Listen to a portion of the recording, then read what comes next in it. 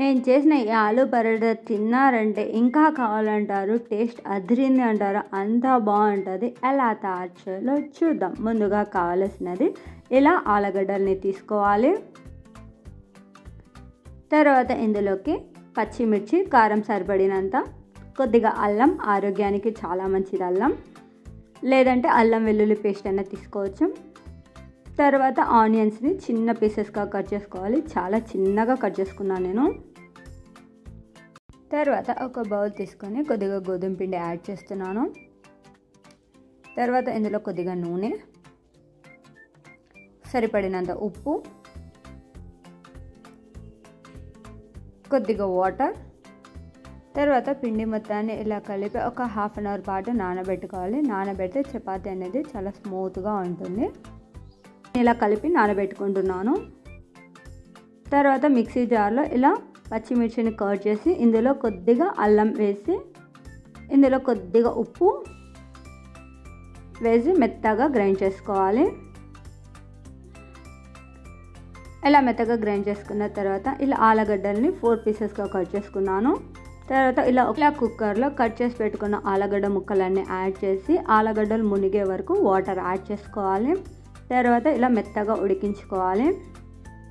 ఇలా ఉడికిన తర్వాత వాటర్ అంతా రిమూవ్ చేసి ఇలా ఆలుగడ్డకు చుట్టూ తొక్క తీసుకోవాలి. అన్నిటికీ ఇలా తొక్క తీసి పక్కన పెట్టుకోవాలి. తర్వాత ఇలా తొక్క తీసిన తర్వాత కొద్దిగా చల్లారిన తర్వాత వీటన్నిటిని ఇలా మెత్తగా చేసుకోవాలి. ఇలా నలిపేస్తే చాలు. ఇలా మొత్తాన్ని స్మాష్ చేసుకోవాలి. చూడండి ఇలా మెత్తగా. తర్వాత ఒక పాన్ తీసుకొని కొద్దిగా ఆయిల్ వేసుకోవాలి.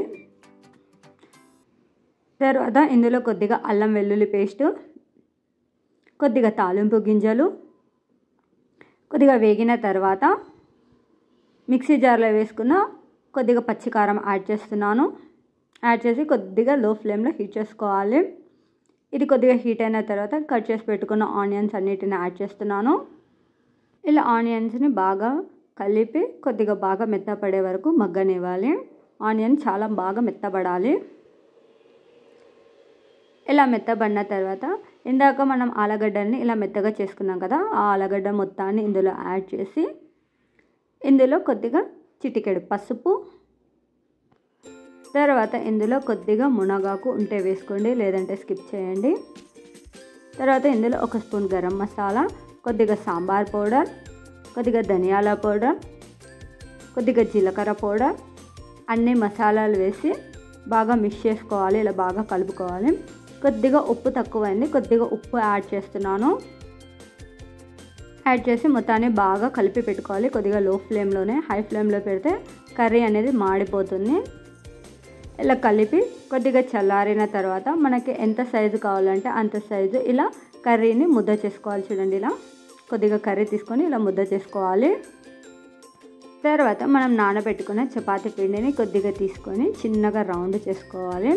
ఇలా రౌండ్ చేసుకున్న తర్వాత ఇలా ఆలుగడ్డ కర్రీని ఇందులో పెట్టి చుట్టూ ఇలా చపాతీ పిండి లేయర్స్గా ఇలా మధ్యలో పెట్టి ఇలా చేయాలి. నేను చేసిన విధంగా చుట్టూ మొత్తాన్ని ఇలా పెట్టిన తర్వాత ఇలా కొద్దిగా పిండి తీసుకొని చిన్నగా చపాతీ కర్రతో ఇలా ప్రెస్ చేయాలి. ఎక్కువ చేయకూడదు, ఎక్కువ చేస్తే కర్రీ అనేది బయటకు వస్తుంది. సో చాలా చిన్నగా స్మూత్గా ఇలా అనాలి. కర్రీ బయటికి రాకుండా చూసుకోవాలి. ఇలా చిన్నగా చేసుకుంటే ఇలా పెద్దగా చేసుకోవాలి.